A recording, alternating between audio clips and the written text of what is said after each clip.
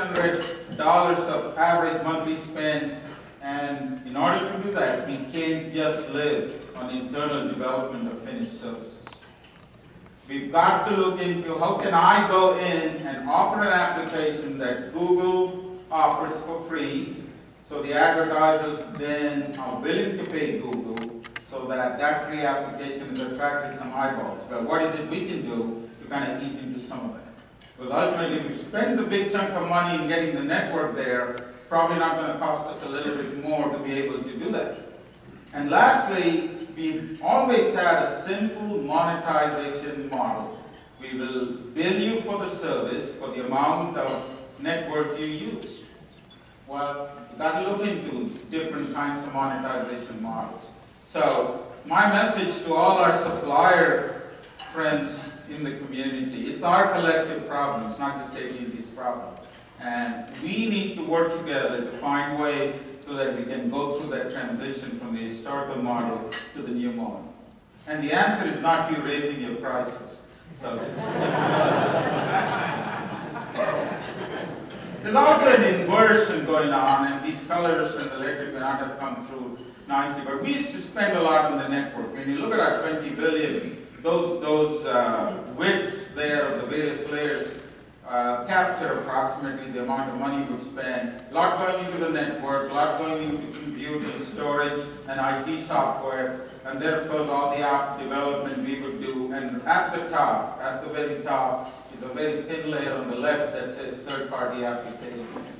Well, we're inverting that rapidly, and that inversion means we'll continue to spend on the network, but it's not going to be that big. We'll continue to spend in compete. That should be compute. Not compete. Yeah, we need to compete too, but let's compute and storage. We will continue to spend in the IT infrastructure, but it's really going to be a cloud infrastructure. The beauty of a cloud model is Google's a cloud company. Apple with iCloud is essentially trying to get into some sort of a cloud model for at least part of their offerings. But we are going to be a lot more aggressive in offering a cloud infrastructure, transitioning to a cloud infrastructure. Very few first-party applications.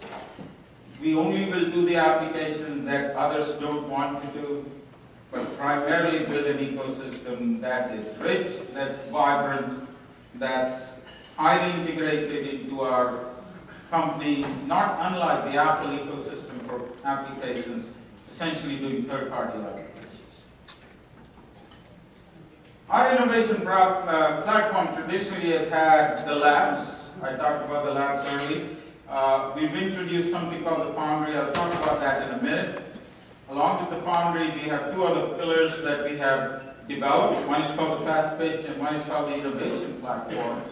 And let me go to that in the next slide. This is our traditional model would be that the labs would either do it itself or would work with vendors to define what is needed and then put it into the network. Today, the labs is doing that, but very little. It's also looking into AT&T Fast Pitch and AT&T Innovation Pipeline to see what's the best way to get an idea into the network.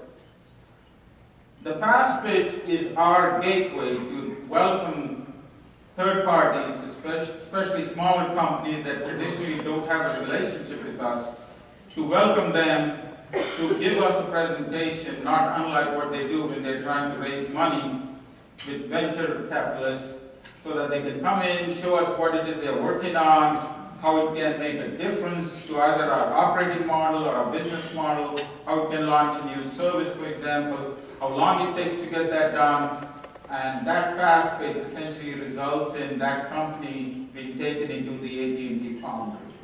Once the company is in AT&T's Foundry, typically within 8 to 12 weeks, we are ready to take whatever it is that the company brings with whatever it is that we have, and then take it to our network for trying out a new service or trying out a new capability. On the right, when we have internal ideas, and we have 300,000 employees all over the world in more than 60 different countries, when we have internal ideas, we have something called the Innovation Pipeline, which is our own crowdsourcing and for patent reasons and intellectual property reasons, it's limited only to AT&T folks. We follow the same path. If there's a very good internal idea that looks very attractive, we become our own VC, we put the investment, we take it into the foundry, and we follow the same process from the right. The net result is at least we've started the transition to a new model that looks at trying to get things rapidly into the network, that also looks at looking at the best ideas inside the company as well as outside the company. And I must say, in the process of this, we've had great help from our partners. We have a foundry location. I think Doug said there's one right down the street. It's at the intersection of Plano Parkway and Independence in Plano, near the Alcatel campus. Alcatel was a founding partner. They invested with us. They probably will claim that they invested more than us, but Alcatel was a founding partner that worked with us to establish this foundry.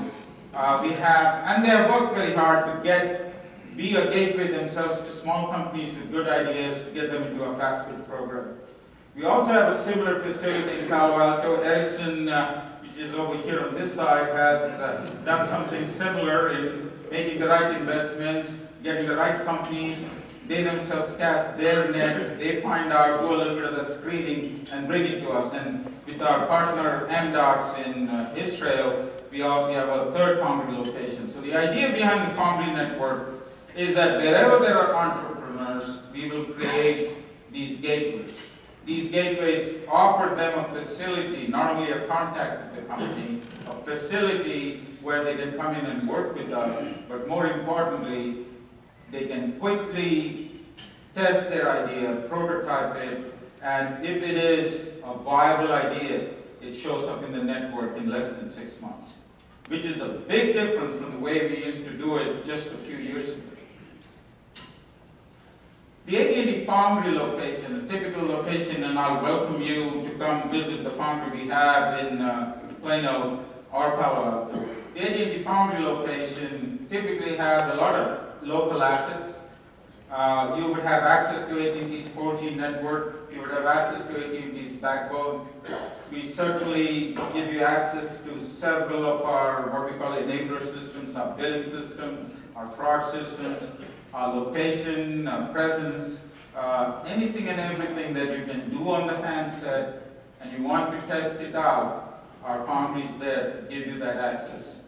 The foundry network is connected to our AT&T Labs network, and the Labs network is backed by much more assets. So in a sense, the foundry is your lab. You can come to the foundry, you can roll something out there very quickly, and you can test out if your idea is worthwhile, even before you spend several millions of dollars. So we believe that we are also affecting the innovation ecosystem, the traditional VC-funded innovation ecosystem.